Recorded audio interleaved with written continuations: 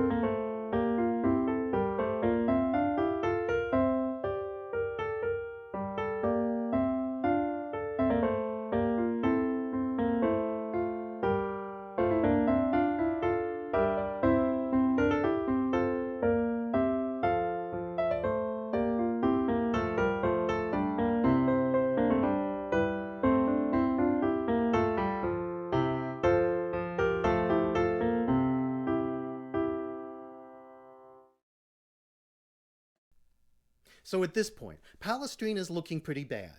He apparently couldn't even put together a credible common practice chord progression. But this is unfair and inappropriate. It's fairly obvious that he didn't care about chord progressions, and perhaps he didn't really care about chords at all. How could he not care about chords? The piece has chords. He must have heard them. Therefore, he should have cared about which ones he used. I personally don't believe that Palestrina heard chords in the modern sense of the word at all. I think that he heard vertical structures made up of intervals. I think he wanted these intervals to be consonant, and I think he was concerned about the quality of these intervals. So in modern terms, he was concerned about chord quality, but not chord function. By chord quality, I mean a major or minor sound, but I can't even swear that he cared about these. I am sure that he cared about consonants and that he cared about dissonance, and that when he used dissonances, he used them on purpose, like when he created suspensions. So Palestrina's music doesn't really have chord progressions. It's a kind of a continuum of consonants, with the occasional dissonance. Fetis notes that the idea of Renaissance music being a kind of continuum is reinforced by the fact that there are very few strong chord progressions. What cadences there are fleeting. They happen for just an instant and then the music moves on. This is due in large part to the contrapuntal nature of the music. In counterpoint, one voice moves while the other voices are static, so you don't get cadences that stop dead like they do in homophonic music. As a modern theorist, I'm concerned about leading tones, and I notice that some of Palestrina's cadences don't have them. The final cadence, for example, is plagal. To me, the lack of a leading tone implies modality. While these types of non-leading tone cadences were common in Renaissance music, they were not universal. Even in modes without leading tones, composers would often add them. Composers added chromatics for other reasons as well, in order to avoid tritones and to create Picardy thirds. Chromaticism in Renaissance music often created striking results, unrelated to the chromatic's leading tone function. Here's another example by Palestrina in the Fetis book.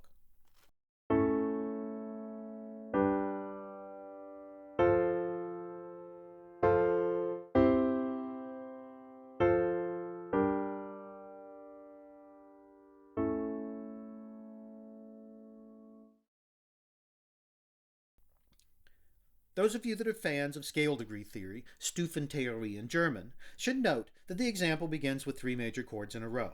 This is impossible in diatonic music, where the longest run of consecutive majors is 2, from 4 to 5 in a major key. In terms of functional harmony, this passage makes little sense, and yet, as Fetis points out, it's strikingly beautiful.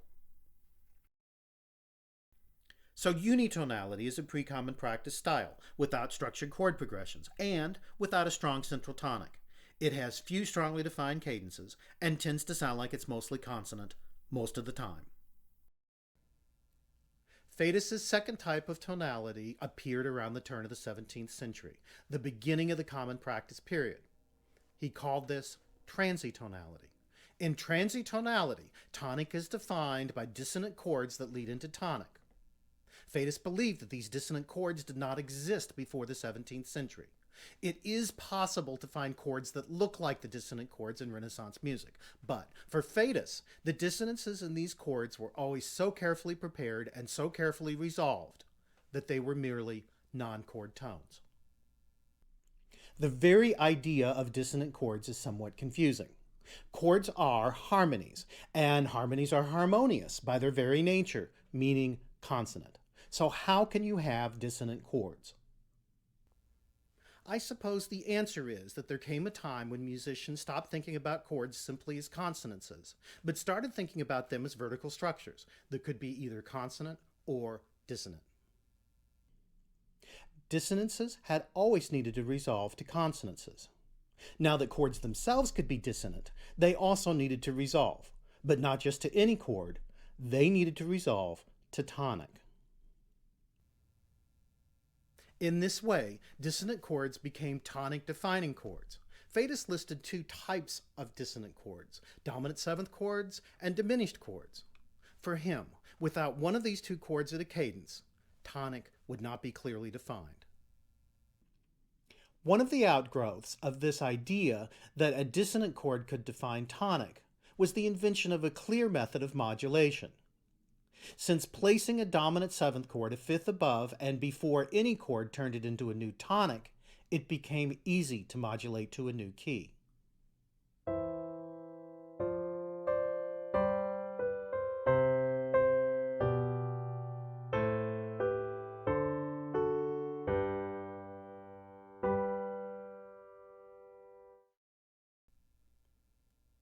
Transitonality also depended on the notion that cadences were actual stopping points.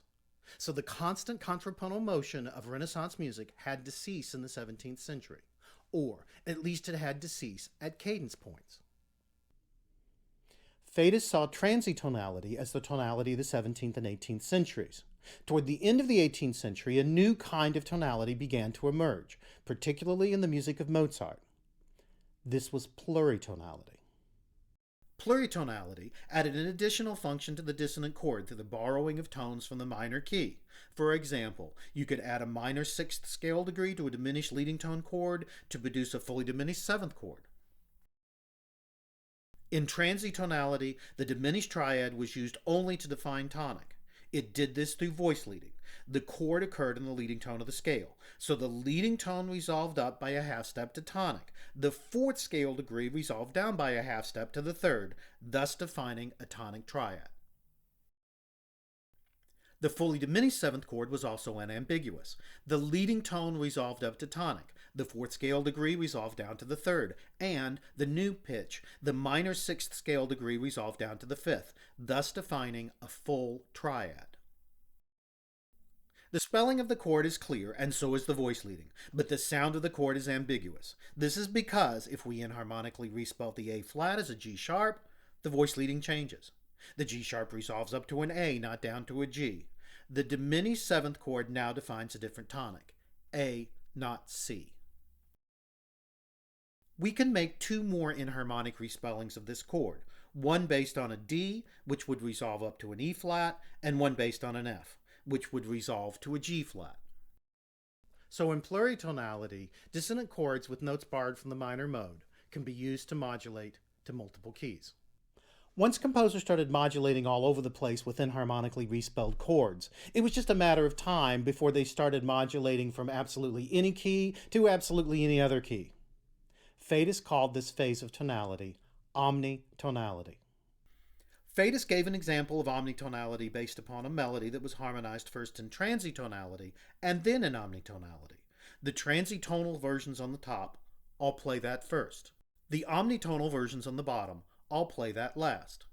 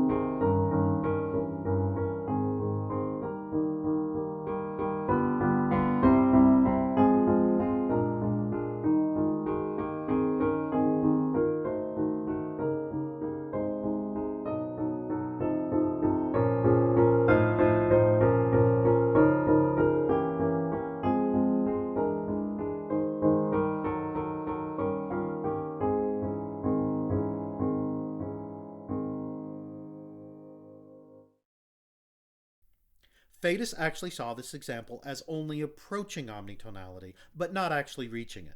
This is because the melody itself could be harmonized within a key. With true omnitonality, he thought the melody itself must be omnitonal. Fetis was not altogether happy with this fad for omnitonality. He wrote, "The formulae of this music have been so misused in recent years that it is possible to state that tonal unity is now absolutely banned from the art." Like it or not, Fetis was pretty spot on in predicting the harmonic trends of the late 19th century. I even see the roots of atonality in omnitonality. You may be thinking that I've forgotten about that chord that I played at the beginning of this video, but I haven't, and I hope that you haven't either.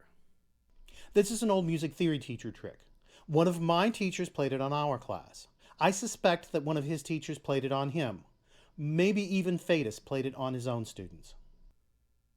The trick involves playing a dominant seventh chord on the piano. The chord is not resolved. Depending on how theatrical the teacher is, that chord may go unresolved for a long time. The idea is that the students will begin to squirm because they feel like the chord absolutely has to resolve. This is explained in the opening section of the Stefan Koska and Dorothy Payne book, Tonal Harmony. The function of this chord is clear, isn't it? Somehow, you know a lot about the chord without having to read a book about it. Play it again and listen to where the chord wants to go. This is an example of what is meant by functional harmony. Turn on your radio, go to a club, listen to the canned music in the supermarket. It's almost all tonal harmony. Let me resolve this chord as if I were listening to the radio, or in a club, or in a supermarket.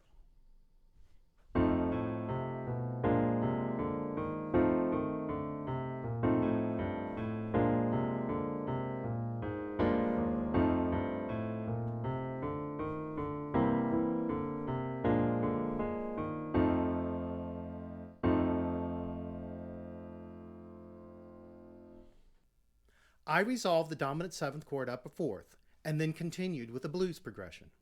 I ended on a dominant seventh chord, and I didn't resolve that one at all. This is not what the Koska-Payne textbook indicated I should do. In fact, the textbook gave an example of the resolution, which was down a fifth to a triad. This was the resolution that defined transitonality, but this was not a resolution that Fetis saw defining tonality for all time. For Fetis, tonality was defined differently for different cultures. I use the same dominant seventh trick on my own students, and I don't find that they are squirming in their seats, yearning for the chord to resolve to tonic. To me, this indicates that the dominant seventh chord has lost much of its power to define tonic. The dominant sevenths that I played in the blues progression that was my continuation of the original chord sound stable to me, and I think they do to my students as well. This seems to indicate that expecting a dominant seventh to resolve to tonic is a learned behavior, a behavior that my students haven't learned because they did not grow up in a culture dominated by classical music. While they do learn to hear that resolution in music school, that behavior is not so ingrained that they can't hear the dominant sevenths in different ways as well. In our own time, there's an irony in Fetis classifying Western tonality into four types. For Fetis, each type of tonality was linked to a certain period of music history. For us, all of these four types and more exist at the same time. My point is that the way that we perceive music is based on our culture, and today that culture is not monolithic. There are today a number of different musical cultures existing side by side, and there are a number of different types of tonality.